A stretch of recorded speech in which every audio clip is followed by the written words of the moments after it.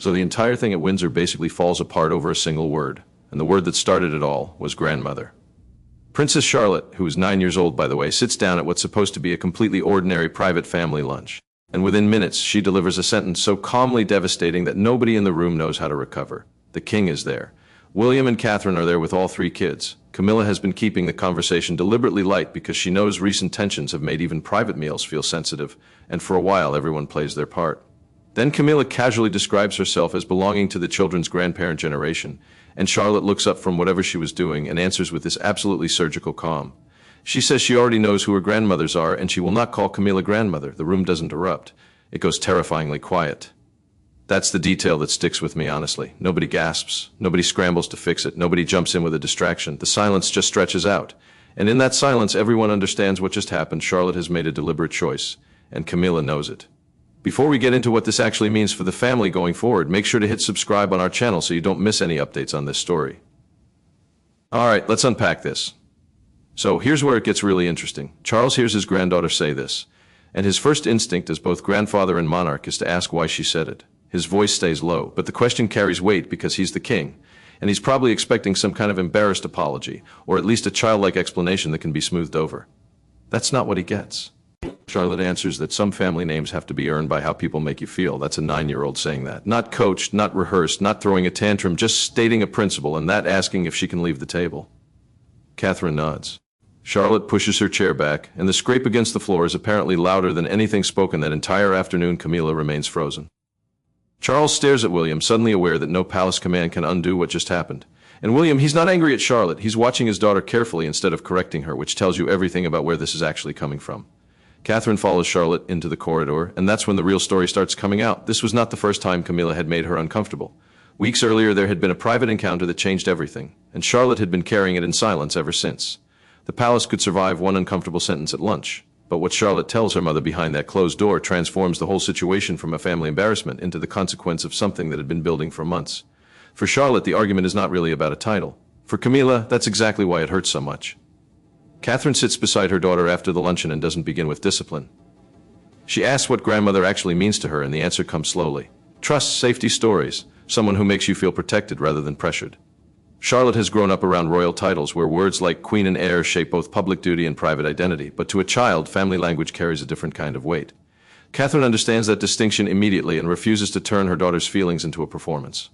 Meanwhile, Camilla is in another room feeling the wound from a completely different angle. She tells Charles she can tolerate hostile headlines and years of public comparison, but she cannot pretend that rejection from his granddaughter means nothing. The king tries to reassure her, but he pauses before saying Charlotte will come around. That hesitation cuts deeper than he probably intended. Camilla has spent years seeking acceptance inside his family, and the younger generation represents something that ceremonies cannot guarantee, which is private belonging. William finds Catherine later and asks the question both of them have been avoiding. Did Charlotte mention Diana? Catherine confirms that their daughter has become curious about the grandmother she never knew, especially after seeing photographs and hearing memories from her father. Then she adds something more troubling.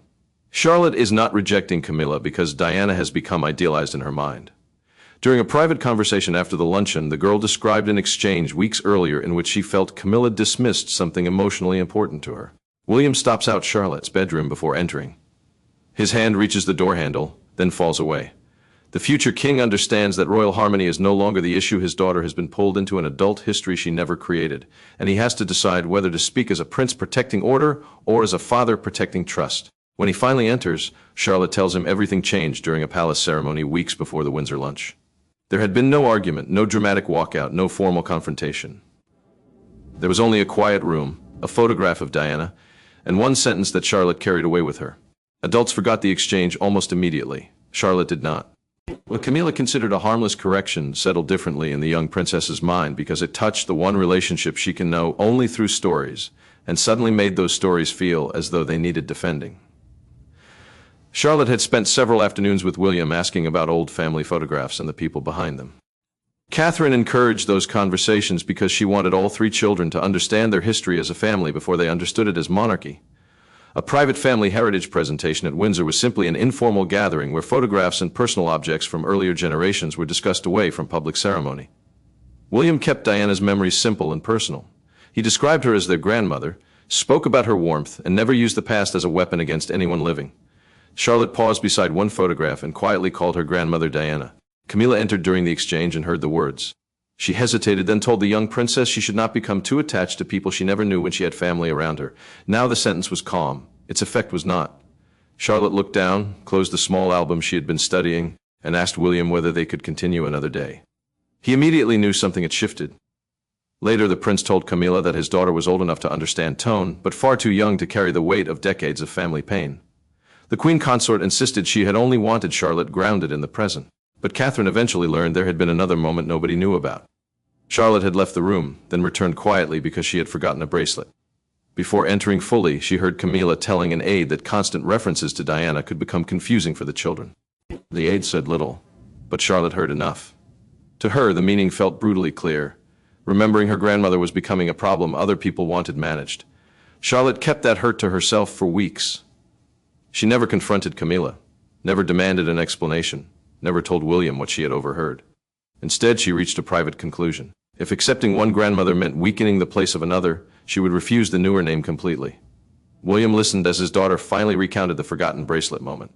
He lowered his eyes and placed the family photograph in his hand face down on the desk.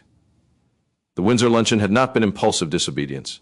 It had been the end of a decision Charlotte had been carrying in silence.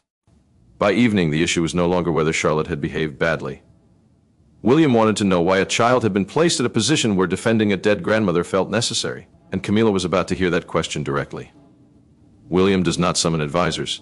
He does not request a formal family meeting. He asks Camilla to speak privately, waits until the door closes, and tells her there will be no discussion of Charlotte's matters until they discuss what happened first. Camilla arrives expecting pressure to repair the luncheon. Instead, she finds a father who believes his daughter has been carrying an emotional burden created by adults, and he refuses to let royal hierarchy bury it. William keeps Charles out of the room deliberately. The monarch's presence would turn the exchange into a question of rank and royal precedence, which is exactly what the prince wants to avoid. This is not about who outranks Charlotte. It is about who has the right to define her private feelings. Camilla expects him to demand an apology for the humiliation at Windsor. Instead, he recounts the photograph, the forgotten bracelet, and the second remark his daughter overheard. William places both palms on the back of a chair but does not sit. Camilla remains seated as he asks the question she has been dreading. Did you tell her that remembering her grandmother was confusing? The queen answers carefully that the comment was never intended for Charlotte to hear. His expression hardens. Intention, he says, does not erase impact. His voice remains controlled until he explains what the words created. Charlotte now believes that accepting Camilla emotionally would mean betraying Diana. Camilla's restraint finally cracks. She tells William that she has spent years being judged against a woman who died long before the current family structure took shape. Every memory of Diana, she admits, can make her feel as though there is no emotional space left for anyone else. She says she reacted badly because she feared Charlotte's growing attachment to those stories would eventually turn into another comparison she could never win. The prince listens, but he does not retreat. His daughter, he says, was never asking Camilla to compete. William then draws the line: nobody has forbidden Charlotte from caring for her, and nobody will encourage hostility, but no, one will command the girl to use a family word she does not mean. Camilla asks whether that is merely his opinion or a new household rule. His answer lands with brutal simplicity. For my children, Catherine and I decide. Camilla falls silent. The anger gives way to humiliation because she understands what that boundary means. Charles may be king, but forcing his granddaughter to manufacture affection would make royal authority look cruel rather than strong. Within the hour, he hears exactly what William has said and asks to meet his son alone. Camilla had expected the king's authority to restore order, but Charles now faces a choice no crown can make easy: protect his wife's dignity or recognize his son's right to protect his daughter. Charles has spent a lifetime inside a system built on titles, precedence, and obligation. Yet the crisis before him cannot be resolved by any of them. He can tell Charlotte where to stand. He can determine which ceremony she attends. He can establish how members of the household formally address the queen. What he cannot do without consequence is order his granddaughter to feel a bond she does not feel. And William knows that before entering the room, Charles meets William alone without aides or private secretaries because he wants no record of hesitation surrounding what has become an intensely personal decision. The king begins by calling the dispute a threat to family unity, not a challenge to Camilla's rank. Royal protocol can control public conduct. But William makes clear that Charlotte will follow those rules whenever required. She will be respectful. She will behave correctly. The word grandmother, however, belongs to private affection, not constitutional duty. Charles admits the refusal has wounded Camilla more deeply than she has said publicly or privately. William does not dismiss that pain, but his answer is immediate. Charlotte was wounded first. His daughter was too young to understand decades of royal tension, and had no power when an adult made her feel that remembering Diana was somehow disloyal. The prince insists that correcting Charlotte now would teach the wrong lesson, that the strongest person in the room gets to define everyone else's emotions. Charles feels the conflict tightening around him. He loves his wife and knows how long she has fought to feel secure inside the family. Yet he also knows his granddaughter will remember what happens next. The monarch asks whether Catherine truly supports William's position. He answers yes. Together they've decided that Charlotte will use Camilla's proper royal form of address when protocol requires it, but privately she will never be ordered to call her grandmother. George and Louis will be given the same freedom to let those relationships develop naturally. Charles removes his glasses and sets them beside a closed folder. Silence stretches between father and son. He finally says he will not compel Charlotte. The decision is quiet, but its meaning is enormous. Royal structure remains under his authority. Yet William and Catherine retain control over their children's emotional upbringing. Even a sovereign cannot command trust without risking the very family bond he's trying to protect. Charles believes the matter can still remain behind Windsor's closed doors. That belief does not survive long. When Camilla learns he will not overrule William, something in her behavior changes, and staff begin noticing her absence from gatherings she would normally never miss. The king had chosen not to force Charlotte's affection, but the decision did not create peace, it created distance, and Camilla's reaction would make that distance visible almost immediately. The first consequence is not a statement. It is an empty chair. Camilla quietly withdraws from a private family tea where Charlotte is expected to attend, telling Charles she sees no purpose in creating another uncomfortable encounter. What looks like restraint feels far more serious inside the family. Catherine worries Charlotte will blame herself. William suspects the withdrawal is a form of pressure, and Charles watches his wife retreat from people she had spent years trying to join. Camilla continues every formal duty expected of her, but private invitations become different. House staff notice that Charles still accepts family gatherings while the Queen Consort begins hesitating whenever Charlotte will be present. These meetings are optional family occasions rather than official engagements, meaning attendance is personal, not required by royal duty. That difference matters because every absence now feels deliberate. Camilla tells herself she is preventing another confrontation, yet the pattern creates exactly what she hoped to avoid, a visible gap inside the family. Catherine sees the danger quickly. Charlotte notices the empty place at tea and asks whether Camilla stayed away because of her. Her mother answers firmly that adults are responsible for their own choices and their own feelings. Charlotte does not have to repair every person around her simply because she spoke honestly. The girl looks relieved, but the relief does not last. She asks whether the Queen is angry. Catherine says hurt and anger are not the same thing, and that answer leaves Charlotte quieter than before. Camilla sits alone later and tells Charles she feels reduced to someone who must ask whether his grandchildren are comfortable before entering a room. The king listens, but this time he does not simply defend her pain. He tells his wife that staying away will not make Charlotte trust her. Withdrawal may protect Camilla from another painful moment, that it also places emotional weight back onto the child. For the first time, Charles says the repair must begin without expecting the word grandmother. William hears that Camilla is considering skipping an upcoming private birthday gathering as well. His concern hardens immediately. If every absence follows Charlotte into another room, then his daughter may begin believing she controls whether adults appear or disappear. That, he says to Catherine, is precisely the burden they wanted to prevent. She agrees, but she also notices something unexpected in Charlotte. The girl is not pleased that Camilla is gone. Camilla returns briefly after the tea has ended and stops beside the untouched place setting prepared for her. She rests one hand on the chair but never sits. The empty seat suddenly feels less like protection and more like surrender. Charlotte had refused a word, not a person. And once William understood that distinction, he encouraged one private conversation that would change the direction of the entire conflict. No king sits between them. No future king speaks for either side. Catherine waits elsewhere. Charles is deliberately absent, and for the first time since the crisis began, Charlotte and Camilla face one another without the machinery of monarchy surrounding the conversation. The young princess has not changed her mind about the word that started everything. Camilla knows that what changes instead is more difficult. Both finally explain what they believe the other had taken from them. Catherine only helps arrange the meeting after Charlotte says she wants it. William agrees on one condition. Nobody will use the conversation to demand an apology or force a new name. Charles tells Camilla the same thing before she enters reconciliation. He says, "Must begin without conditions. That matters because a royal title is a formal style used in public duty, while a family name carries private emotion. For once, those two worlds are being kept apart." Charlotte brings the same photograph of Diana that had been at the center of the earlier hurt. She places it on the table and tells Camilla she thought the Queen wanted her to stop caring about someone important to her father. The words are simple, but they land hard. Camilla does not interrupt. She admits the photograph touched an insecurity she should never have placed on a child. Hearing Diana discuss, she says, can make her feel as if she will always be compared with a memory she can never compete against. Charlotte answers without anger. She says she was never asking Camilla to compete. The sentence disarms her. For years, the Queen has carried an adult fear into every mention of Diana, but the young princess had only been asking questions about her own family. Camilla finally sees how much history had been pushed onto a child who never asked to inherit it. Camilla then apologizes directly.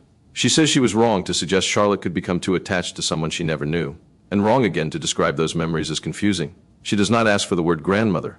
That omission matters enormously. Charlotte accepts the apology but says she still wants to call her Camilla in private when appropriate and use her proper title at official moments. The Queen agrees. Charlotte reaches the door, then stops. She turns back and asks whether Camilla will come to the upcoming family birthday gathering after all. For the first time, the invitation is personal rather than ceremonial. Camilla is caught off guard, but she says yes. They had finally found a private peace, but the public knew nothing about the conversation. And when Charlotte and Camilla appeared together days later, a single gesture became the image everyone wanted to interpret. The public does not hear Charlotte's private conversation with Camilla. It sees something smaller and in many ways more powerful. Outside Windsor, cameras capture the young princess stepping from a family gathering, pausing beside the Queen, and offering her hand rather than the familiar embrace observers expected. Within hours, the image dominates broadcasts and front pages. To outsiders, it looks like rejection. Inside the family, however, the gesture means almost the exact opposite. William knows every movement will be examined before the family even arrives. Catherine knows it too. Rumors have already started circulating around Windsor, and photographers are waiting for a sign that the private tension is real. This gathering carries a second burden. People are no longer watching only for duty. They are watching Charlotte. Her parents refuse to stage affection. They give her one instruction only: be respectful and be yourself. Camilla feels the pressure the moment the images begin spreading. One front page runs the photograph of Charlotte extending her hand beneath the words, "The royal distance." Television panels replay the exchange again and again, treating the missing embrace as evidence that the family rupture has deepened. Near Windsor Castle, a crowd watches the royal cars depart. Some applaud the young princess for standing her ground. Others argue that no child should become the center of an adult conflict. Within hours, one private boundary has become a national argument. Camilla sees the headline and feels humiliated. Charlotte had been polite. The handshake was not punishment. It was the careful middle ground they had agreed could exist. Yet public interpretation turns that progress into apparent rejection. Charles immediately considers whether the palace should clarify what happened. William objects. Any statement explaining Charlotte's feelings, he argues, would expose his daughter to even more scrutiny and force her private emotions into public debate. Camilla surprises them both. She agrees with William. The Queen tells Charles that Charlotte should not be used to repair her image, even if silence leaves the newspapers free to misunderstand them. That choice changes something important.